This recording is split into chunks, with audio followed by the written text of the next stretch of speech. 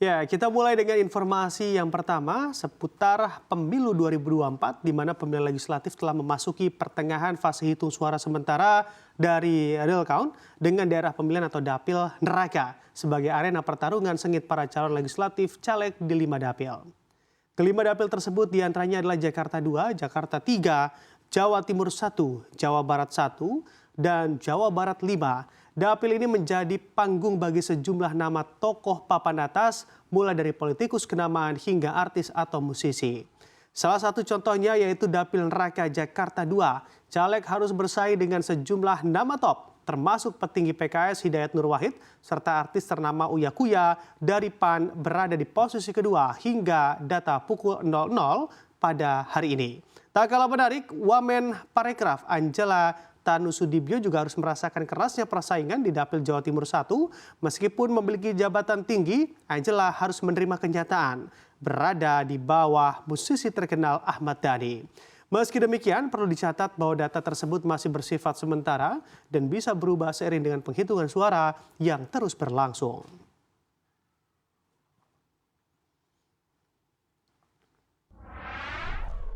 Dan kita break informasi terpopuler lainnya di mana Menteri Keuangan Sri Mulyani Indrawati mengungkapkan kondisi negara maju yang makin tertekan pada tahun 2024.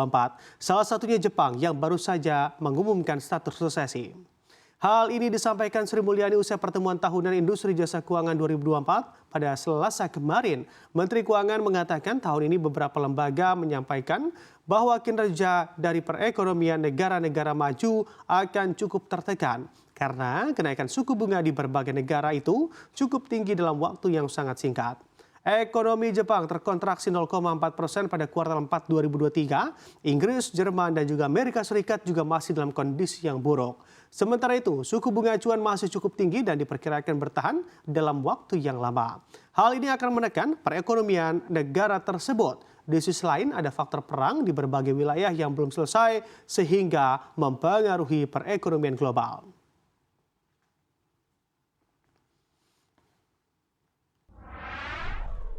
Dan informasi lainnya, yaitu informasi harga emas menguat pada awal perdagangan hari ini, melanjutkan penguatan 5 hari beruntun. Harga emas berhasil mencapai level tertinggi dalam 1 minggu seiring dengan pelemahan dolar dan juga penantian pasar akan risalah FOMC meeting yang akan menjadi sorotan di pekan ini. Harga emas bertahan di psikologis USD 2.000 per troy ounce setelah sempat jatuh ke level psikologis 1.900 USD pada perdagangan 16 Februari 2024. Harga emas naik ke level tertinggi dalam lebih dari seminggu pada perdagangan Selasa seiring dengan pelemahan dolar. Sementara sorotan para pelaku pasar akan beralih ke rilis risalah pertemuan kebijakan moneter terbaru Fed Amerika Serikat sebagai isyarat penurunan suku bunga lebih lanjut. Penurunan dolar Amerika Serikat membuat emas batangan yang dihargakan dalam greenback lebih murah bagi pembeli luar negeri. Risalah pertemuan kebijakan Bank Sentral Amerika Serikat bulan Januari akan dirilis pada hari ini waktu Amerika Serikat atau Kamis dini hari waktu Indonesia.